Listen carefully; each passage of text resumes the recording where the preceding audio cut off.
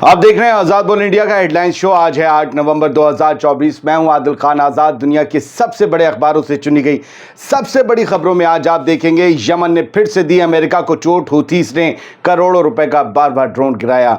गजा पर Israeli air strikes जारी। सुबह से अब तक करीब 20 लोगों की मौत। एम्स्टर्डम में सैकड़ों इजरायली और फलस्तीनी सपोर्टर भिड़े, कई जख्मी, कई गिरफ्तार। इजराइल ने भेजे 2 rescue plane. Dutch prime minister ने इस झगड़े को बताया यहूदी विरोधी, कहा सबको मिलेगी सजा। इजराइल बोला ये नरसंहार है।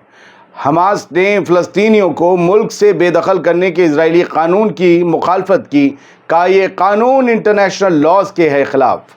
बर्खास्तगी के बाद योव गैलेंट एक्टिव। नेतन्याहू की पोल पट्टी खोल रहे साबिक डिफेंस मिनिस्टर। रूस ने अमेरिका के एक और दुश्मन से मिलाया हाथ, साथ मिलकर बढ़ाएंगे डिफेंस इंडस्ट्री कॉर्पोरेशन। और भारत में हट सकता है सलमान रुश्दी की किताब सैटेनिक वर्सेस से बैन। 36 साल बाद इंपोर्ट हो सकती है इस्लाम पर विवादास्पद बातें कहने वाली किताब। तो चलिए करते हैं बड़ी खबरों की शुरुआत। सबसे पहले आप सबसे माफ़ी का तलबगार हूँ, देर से आया शो क्योंकि सफ़र से वापस आ गया हूँ ठिकाने पर। इस बीच कई मेल मिले, लोग पूछने लगे क्या आपने अपना चैनल का ये शो जो है हेडलाइन शो आपने किसी को बेच दिया है? 2-3 मिलियंस वाले चैनल ये सब आपकी तरह चला रहे हैं। तो नहीं भाई, आपका ये शो है और वो ये शो ख़रीद नहीं सकते और ना मैं इसे बेच सकता हूँ। ये शो मेरे ही पास है, थोड़ा सा सफ़र में था, इस वजह से चीज़ें इधर उधर हो रही थी। आप अच्छे से करेंगे और 2-3 और नए शो लाएंगे ताकि वो इसे भी कॉपी कर सकें। दुकान चलती रहनी चाहिए सबकी। खैर, हमारे पास तो क्रिएटिविटी है और आप लोगों की दुआ और प्यार है।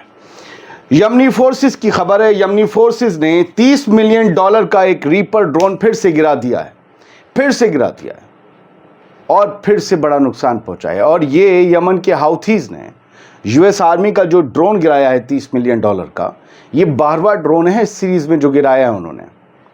लगातार वो अपने हमले बढ़ा रहे हैं और उनका ये सीधा कहना है कि इजराइल की मदद में सीधे तौर पर अमेरिका उतरा हुआ है और चूंकि यमन के इलाकों पर भी वो हमला कर रहा है, लिहाजा हमारा उनके ड्रोन्स गिराना, उनके शिप्स और वॉरशिप्स पर निशाने लगाना गलत नहीं है और ये काम आने वाले दिनों में और ज़्यादा बढ़ता रहेगा। अंसारुल्लाह मूवमेंट की तरफ से अपडेट दी गई है। फिलहाल यमन के हाउथीज से जुड़ी हुई एक खबर कल शाम भी आई, कुछ खबरें मैं ले नहीं पाया, लिहाजा वो आपको रिमाइंड करानी ज़रूरी है। खबर फिर खबर होती है। खबर यह है कि इजरायली रजीम अनसक्सेसफुल रहेगी, नाकाम रहेगी जो भी मिलिट्री कन्फ्रंटेशन आईडीएफ का चल रहा है रेजिस्टेंस फोर्सेस के खिलाफ, चाहे वो हमास हो चाहे हिजबुल्ला हो। ये बात ये दावा किया है हाउथीज के बड़े लीडर ने।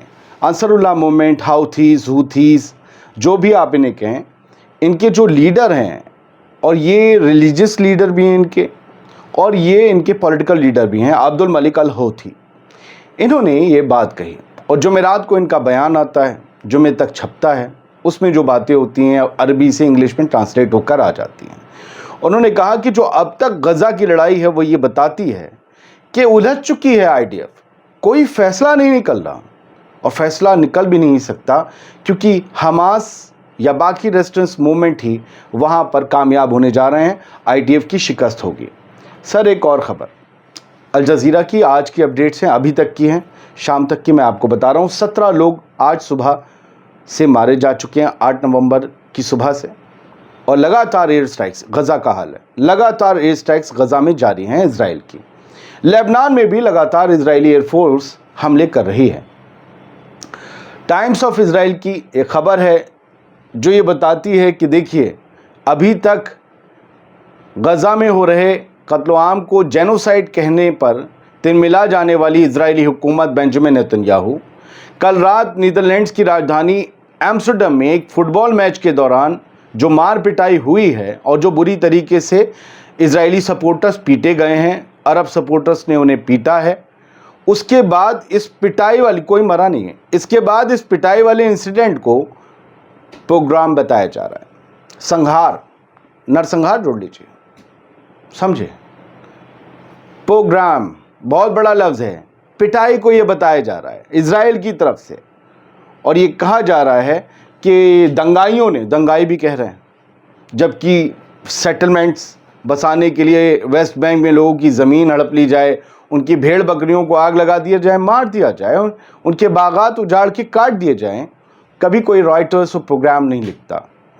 یہاں لکھا جا رہا ہے, اسرائیلی اخبار لکھ رہا ہے اور یہ بتا رہا ہے کہ ہاں وہ اسرائیلی بھی وہاں پر ایسے نعرے لگا رہے تھے جس سے لوگ اکساوے میں آ گئے, لیکن وہ نیچے چھوٹی سی بات لکھی ہے. کہا گیا ہے کہ لوگوں کے گینگز نے حملہ کیا ہے, اور میں نے آپ کو پچھلے پروگرام میں بتایا تھا کہ 2 پلین بھیجے گئے ہیں اسرائیل کی طرف سے تاکہ ان لوگوں کو وہاں سے نیدرلینڈ سے ریسکیو کر کے اسرائیلیوں کو نکالا جا سکے.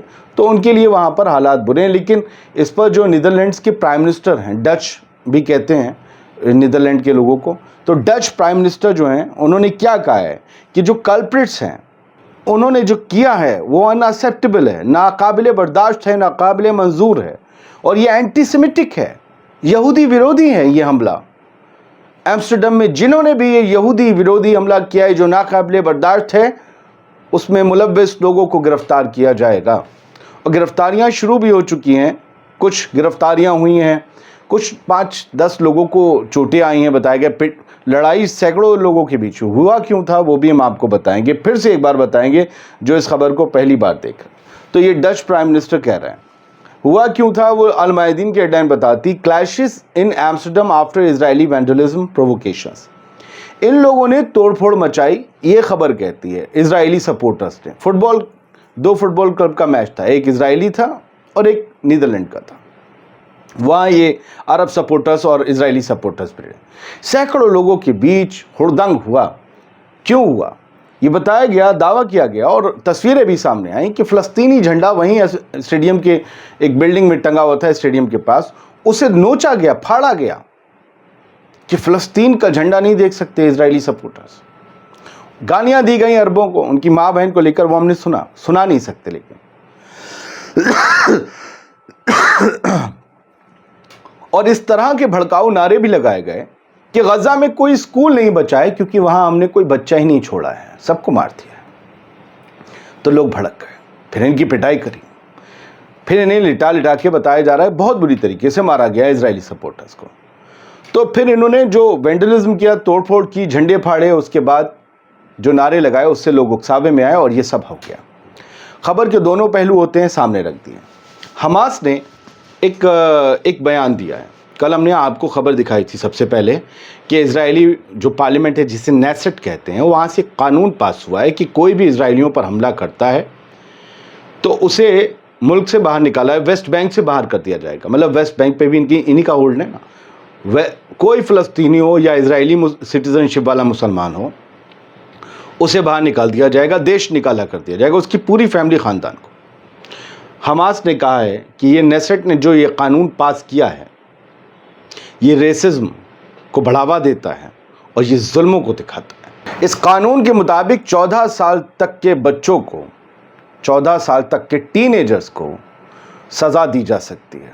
سزا بھی 10 سے 15 سال ہے جن کے پاس اسرائیلی سٹیزن شپ ہے. جو فلسطینی مسلمان ہیں, جو عرب مسلمان ویسٹ ایسٹ جیروشلم میں رہتے ہیں, اگر وہ حملہ کرتے ہیں یا ویسٹ بینک میں رہتے ہیں, انہیں 15 سے 20 سال کی سزا ہے. تو حماس نے کہا کہ انٹرنیشنل لاز کی خلاف ورزی ہے. میری آواز ہلکی آئے تو ذرا کھانسی واسی کا اثر ہے, معاف کیجیے گا. انٹرنیشنل لاز کی خلاف ورزی ہے, یہ انسانی حقوق کی پامالی ہے. یہ بتاتا ہے کہ اسرائیلی حکومت کا معیار کتنے نچلے درجے پر پہنچ چکا ہے. ہم انٹرنیشنل کمیونٹی سے مانگ کرتے ہیں کہ اس ڈریکونین لا کو بالکل گرانے کا مطالبہ کریں, پریشر ڈالیں اسرائیل پر. حزب اللہ نے اسرائیل کے کئی علاقوں میں اندر تک جا کر مار کی ہے اپنے بیلسٹک میزائل سے, اپنے راکٹ سے, اور دعوے کیے ہیں کہ اسرائیل کی ملٹری سائٹس کو انہوں نے نشانہ بنایا تھا. راکٹس اور بلکہ پریسیجن میزائلز داغی ہیں جو بالکل سٹیک لگتی ہیں, 10 میٹر کے دائرے میں جا کر نشانے کو اپنے بھید دیتی ہیں. 10 میٹر کے دائرے میں 500 کلو کا وار ہیڈ لگا ہوگا تو ظاہر سی بات ہے کون بچے گا. یہ ان کا دعویٰ ہے. ایران پر جو اسرائیل نے ایک حملہ کیا تھا ابھی پچھلے دنوں, اس کو لے کر OIC کڑی نندا والے, انہوں نے کڑی نندا ہی کی ہے. OIC اسلامک گروپ آف جو کارپوریشن ہے OIC, انہوں نے اسٹرانگلی کنڈیم کیا ہے اسرائیلی اگریشن کو ایران کے خلاف. یہ 8 نومبر کی آج خبر چھپی پریس ٹی وی میں, تو میں نے کہا آپ کو بتا دیں. गैलेंट, योव गैलेंट अब डिफेंस मिनिस्टर नहीं है इजराइल के, उनकी जगह डिफेंस मिनिस्टर को बना दिया गया इजराइल कार्ड्स को, और उन पर उनकी नेसेट की मोहर भी लग गई। लेकिन योव गैलेंट लगातार ज़ख्मी हुए फ़ौजियों से, होस्टेजेस की फैमिलीज से और लोगों से मिल रहे हैं। अब उनकी एक खबर छपी है द टाइम्स ऑफ इजराइल में, होस्टेजेस की फैमिली से मुलाकात के वक्त उन्होंने नेतन्याहू के पत्ते खोल दिए। उन्होंने ये कहा कि नेतन्याहू ने बेवजह बिना ज़रूरत आईडीएफ को गाज़ा में बैठाए रखा है। ये योव गैलेंट आदमी था जो ये कहता था कि मिलिट्री सॉल्यूशन नहीं है इसका, डिप्लोमेटिक सॉल्यूशन निकालिए, सीज़ फायर कीजिए और गाज़ा में आईडीएफ को नहीं रहना चाहिए। ये बंदा ये कहता था, ये समझता था इजरायली होने के बावजूद। लेकिन इजरायली होने के बावजूद नेतन्याहू ये कहता है कि नहीं, राफा हमारे पास, ये राफा में कंट्रोल रखने के खिलाफ था। नेतन्याहू वहाँ कंट्रोल रखने चाहते हैं और उन्होंने अपनी ही जैसे सोच के बंदे जो इजराइल कार्ड्स है, जो कि गज़ा के लोगों को या फ़लस्तीन और वेस्ट बैंक के लोगों को बाहर फेंक देने की हिमायत करते हैं, उन जैसे अपने बात मानने वाले शख्स को डिफेंस मिनिस्टर बनाया। तो गैलेंट मिल रहे हैं, गैलेंट ने पट्टा खोला है, उनकी पोल पट्टी खोली है नेतन्याहू की कि बंदा बेवजह आईडीएफ को गज़ा में रखा है। अब गज़ा में बचा क्या है, क्यों रख रहे हो, निकालो आईडीएफ को वहां से। रूस और वेनेजुएला हाथ मिलाने जा रहे हैं। वेनेजुएला की आप सब जानते हैं कि 36 का आंकड़ा है अमेरिका से। अब रूस ने उसे भी अपने करीब लाना चाहा है। पहले भी वहाँ पर उनके जो है, आपको पता है, नेवी के साजो सामान गए थे रूस के। वेनेजुएला अमेरिका से बेहद करीब है। रूस और वेनेजुएला जो है, या यूं कह लें कि दुश्मनी में तो करीब ही है। रूस और वेनेजुएला अब मिलकर डिफेंस इंडस्ट्री कॉरपोरेशन को डेवलप करेंगे। डिफेंस इंडस्ट्री कॉरपोरेशन में ऐसा तो है नहीं कि चिप्स या केले के नमकीन वगैरह बनेंगे, हथियार ही बनेंगे। क्या ये अमेरिका के एतबार से एक सीरियस खबर नहीं है? दोनों के बीच लंबी डील चल रही है और कैसे उस पावर को कंट्रोल किया जाए जिसकी लगाम अमेरिका के हाथ में है, ये रूस हर तरीके से मुआयना कर रहा है, हर उस कोने में जा रहा है जहां से अमेरिका को टारगेट किया जा सके। खैर, अल जज़ीरा की खबर है, इंडिया में एक किताब थी the satanic versus, Salman Rushdie की ये किताब इंडिया में साल 1988 से बैन थी। इसके खिलाफ एक याचिका लगी, कोर्ट में सुनवाई हुई। दिल्ली की एक कोर्ट ने ये फैसला किया कि इस किताब पर जो पाबंदी लगी है उसके लिए जो सरकार की तरफ से बात कही गई है वो ये बताती है कि पाबंदी हटा दी जाए। दरअसल केंद्र की सरकार ने बताया कि पाबंदी लगाने की जो रीज़न है वो अपर्याप्त हैं, जो कागज़ हैं वो अपर्याप्त हैं, यानी इनसफिशिएंट हैं, लिहाजा लगता नहीं इस पे लगानी चाहिए। तो 1988 से जिस किताब के इंपोर्ट पर पाबंदी थी उसको इंपोर्ट करने का रास्ता खुल गया है। सैटेनिक वर्सेस लोग पढ़ सकेंगे, जो लोग इंसानियत से कोसों दूर हो गए हैं। मुझे लगता है सैटेनिक वर्सेस सबसे ज़्यादा वही पढ़ेंगे, वो लोग जो दिल में दिमाग में दंगा लेकर चलते हैं। मुझे लगता है कि वो सबसे ज़्यादा सैटेनिक वर्सेस इस्तेमाल करेंगे, क्योंकि इसमें मुसलमानों, इस्लाम, उनके पैगंबर, इन सब के बारे में अनाप शनाप बातें लिखी गई हैं। ये उन लोगों को बहुत सुहाती हैं। अब फ़िलहाल देखते हैं कि सैटेनिक वर्सेस कितनी बड़ी तादाद में बिकती है, क्या होता है। ये खबर थी जो आप तक पहुंचा दी। बहुत बहुत शुक्रिया। आज़ाद बोल इंडिया देखते रहिए, खबरों का सिलसिला जारी रहेगा।